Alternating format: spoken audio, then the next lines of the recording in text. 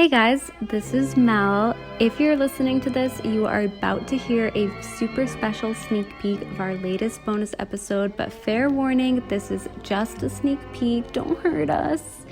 It's totally optional to subscribe, but if you're interested, you can check out our Patreon by searching Significant Lovers Patreon online.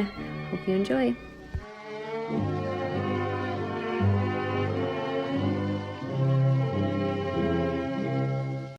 Are you lonesome tonight? Do you miss me tonight? Are you sorry we drifted apart? Does your memory stray? You're telling us about what happened behind the scenes, right? Yes, and I will say it's like, so this was the relationship between Lea and Cory. I have a family member who's a big Gleek, and she was really convinced, like she showed me a whole PowerPoint presentation one time, convinced that Cory and Lea did not really have a relationship and that Lea and Diana Agron actually dated. What? And I've seen the theories, but I'm not going to go into that. Like, it's... What? You know, there's a lot. It's like similar to Larry. Like someone could bring up all the lore and like probably convince me, but I've also heard that Taylor Swift dated Diana Agron, Diana which I'm Agron guessing would be around the same time, right? I think so. Yeah, this is like back when the show was on, like 2012 or so.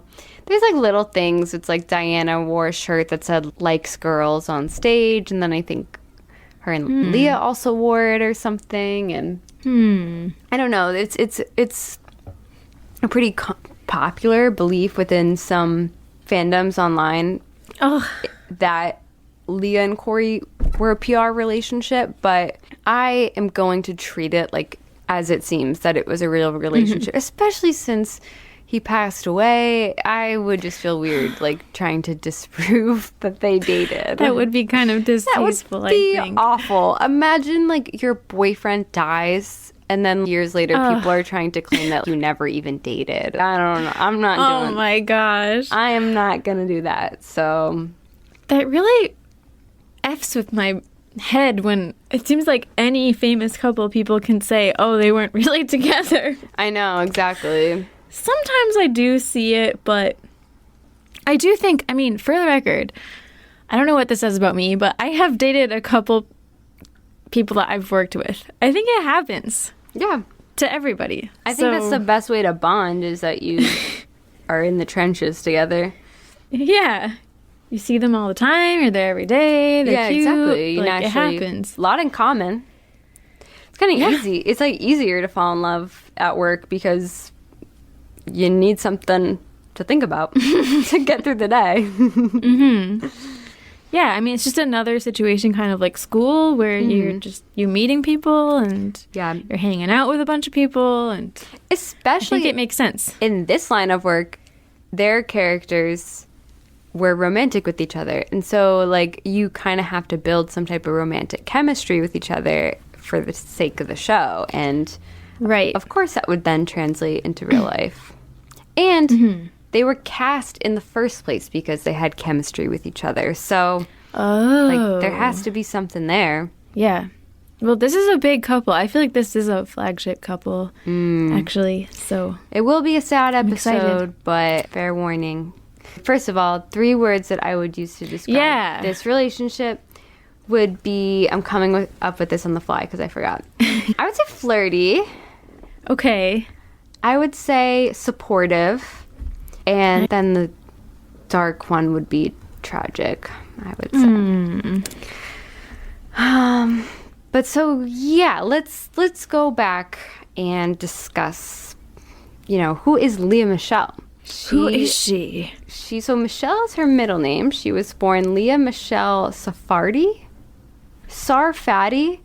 or Sephardi. I don't know for sure how you pronounce it, but she actually decided from a very early age to drop her last name and go by her middle name because people couldn't pronounce her last name. So there you go. I can't pronounce it either.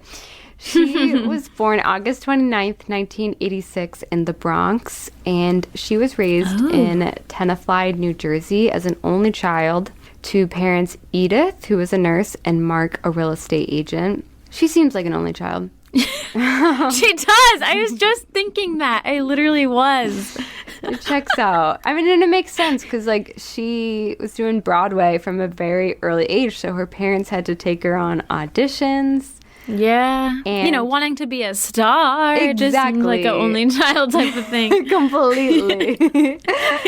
She really did want to be a star. So she made her Broadway debut at just 8 years old, playing the young Cosette in Les Miserables. And she actually had gone, supposedly, just to accompany a friend who was auditioning. Oh my. But We have to add this to the drinking game. I know. I'm going to add it right now. Just accompanying a friend. Yeah, but she was cast instead. How does that happen? If I was a friend, I'd be pissed. Just accompanying friend. And Bitch, I should have never brought you. Yeah, I'm just here for no reason. I know, Don't mind me. that definitely happened to someone else. I forget who. Yeah, it did. All right, I will have to stop the episode right there. Thank you so much for listening to the teaser. If you want to hear the full episode and many other bonus episodes, you can find them on Patreon. You can search Significant Lovers on the website or download the Patreon app. It works a lot like regular podcast listening apps. And we have tons of other couples on Patreon to listen to. So thank you so much for listening and supporting the show, and we'll get back together next week.